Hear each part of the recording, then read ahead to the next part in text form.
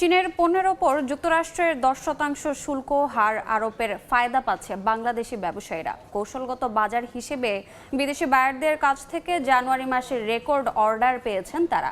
হিসাব বলছে এক মাসেই 33% প্রবৃদ্ধি হিসাবে প্রায় 3 বিলিয়ন মার্কিন ডলারের অর্ডার পেয়েছে বাংলাদেশ। সাখাওয়াত টিপুর ক্যামেরায় বিস্তারিত জানাচ্ছেন কমল দে।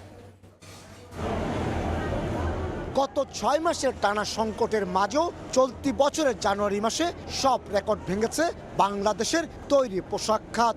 বিজিএমই এর তথ্য অনুযায়ী জানুয়ারি মাসে ঢাকা জোন 30% প্রবৃদ্ধি হিসেবে 2.96 বিলিয়ন মার্কিন ডলারের পণ্য অর্ডার পেয়েছে, আর চট্টগ্রাম জোন 45.72% প্রবৃদ্ধি হিসেবে অর্ডার পেয়েছে 191 মিলিয়ন মার্কিন ডলারের। জানুয়ারির 20 তারিখ থেকে যখন আপনার চাইনিজ হলিডে শুরু হয়ে যায়, এর আগে কিন্তু চায়না থেকে মালগুলো এক্সপোর্ট করাই নিয়ে আসতে হয়। ইনহাউস করার কারণে অর্ডারগুলো আর্লি কিন্তু আপনার বুকিং হয়ে যায়, যার ধরুন আমাদের এই অর্ডারটুকু বেশি দেখা যাচ্ছে। ডিসেম্বর এবং জানুয়ারি মাস থেকেই বাংলাদেশের গার্মেন্টস ব্যবসায়ীরা আসন্ন ফল ও হলিডে মৌসুমের তৈরি পোশাকের অর্ডার পেতে শুরু করে।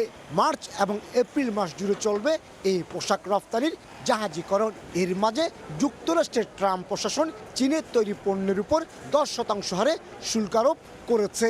এই অবস্থায় চীনের শুল্ক জটিলতা এড়াতে বিদেশি বায়াররা এখন বাংলাদেশমুখী হয়েছেন বলে মনে করছেন গার্মেন্টস ব্যবসায়ীরা। এখন পিক আওয়ার সিজনে কিন্তু ও শিপমেন্টের কোয়ালিটি বাড়তি হয় নর্মাল টাইমের থেকে, এটা একটা পয়েন্ট। দ্বিতীয় হচ্ছে বিগত দিনে যে শিপমেন্টগুলো হয়নি ওটা পিছিয়ে আস্তে আস্তে একদম সন্নিকট আসার পরে এই শিপমেন্টগুলো এখন সম্পন্ন হচ্ছে, যার ধরুন আপনি এখানে একটা কনসেন্ট্রেটেড ভলিউম দেখতে পাচ্ছেন।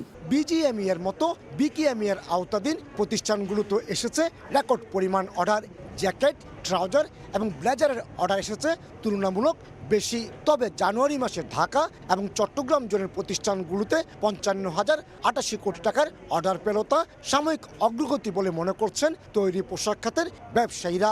এই অগ্রগতি ধরে রাখতে বেশ কিছু নীতিগত সিদ্ধান্ত পরিবর্তনের মত তাদের। কাস্টমাররা চায়নার অল্টারনেটিভ খোঁজা আরও আগে থেকে শুরু করেছে, এখন আরও এই জিনিসটাকে আরেকটু ত্বরান্বিত করার চেষ্টা করছে।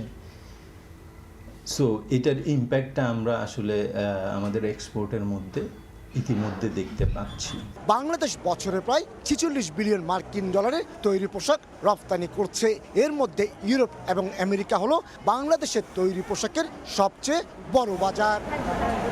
বাংলাদেশের রপ্তানি আয়ের অন্যতম খাত এই তৈরি পোশাক শিল্প যেমন সাম্প্রতিক সময়ে শ্রমিক অসন্তোষ সহ নানা জটিলতায় পড়েছিল, ঠিক তেমনি তার থেকে উত্তরণের পথও খুঁজে পেয়েছে।